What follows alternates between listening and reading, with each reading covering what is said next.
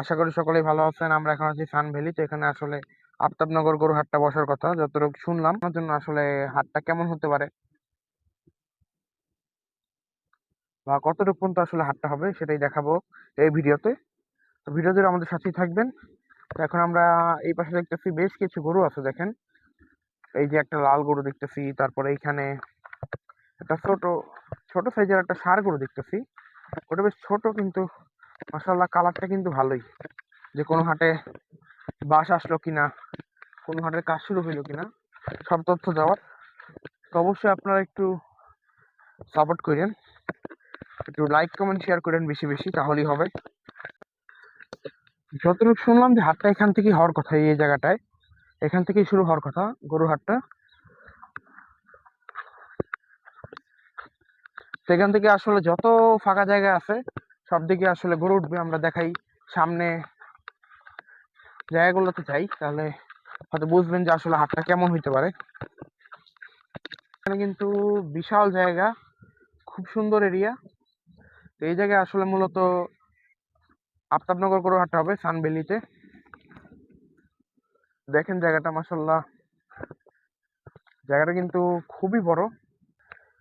সবকিছু ঠিকঠাক থাকলে আবারও পাবেন আফতাবনগর গরুর হাট। তো এই হাট তো গত 2 বছর বন্ধ ছিল, তো এখন আবার একটা হাট হওয়ার সম্ভাবনা আছে। এখন দেখা যাক কি হয়। আশা করি ইনশাল্লাহ এই সাইডটায় হাটটা হবে। আশা করি কোনো অসুবিধা হবে না। এখানে বিশাল জায়গা হাট বসানোর জন্য। দেখেন জায়গাটা খুবই সুন্দর জায়গা। আর জায়গাটা কিন্তু বিশাল, একদম হাট বসানোর জন্য উপযুক্ত। বিশাল বড় জায়গা। আসলে হেঁটে যদি পুরোটা আমি দেখাতে চাই তাও কিন্তু অনেক সময় লেগে যাবে। বিশাল একটা জায়গা। তো এখানে আসলে আফতাবনগর গরু হাট বসানো নিয়ে কথা চলতেছে। অলরেডি যারা ডাক দেওয়া হয়ে গেছে আফতাবনগর গরু হাট নিয়ে। তো বসলে আফতাবনগর গরু হাটটা এই জায়গায় বসবে।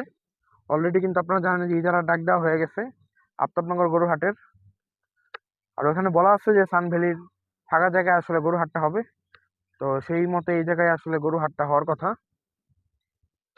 তো যখন হাটের কাজ শুরু হবে বা ইজারা হয়ে যাবে তখন আপনাদেরকে অবশ্যই জানানোর চেষ্টা করব। হাটের বাস আসলেও আপনাদেরকে দেখানোর চেষ্টা করব।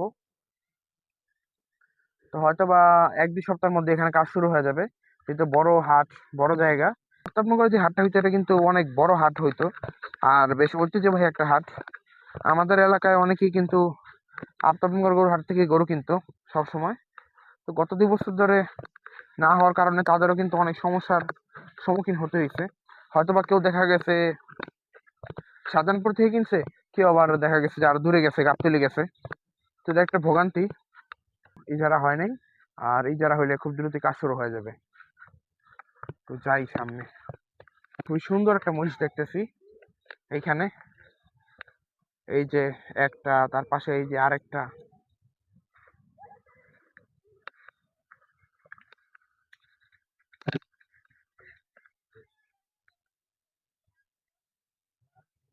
সুন্দর 2টা সাদা মহিষ আছে, এই যে একটা আর ওই যে আরেকটা।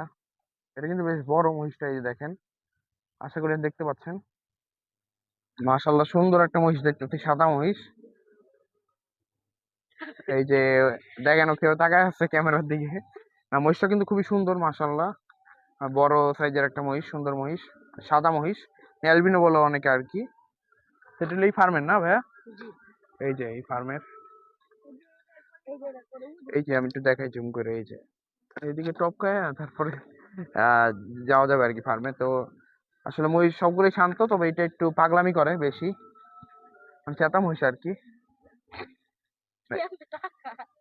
ঠিক আছে, এটাই শুধু একটু পাগলা, বাকিগুলো কিন্তু একদম। এই জায়গাটা খুবই সুন্দর একটা জায়গা।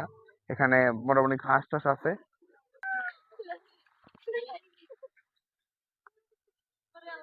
এই ছিল বর্তমান অবস্থা। আফতাবনগর যে গরু হাটটা, এটা সানভ্যালিতে হবে, ওই যে ওই দিকটায় দেখাইলাম মোটামুটি। আর মহিষ এখানে আছে,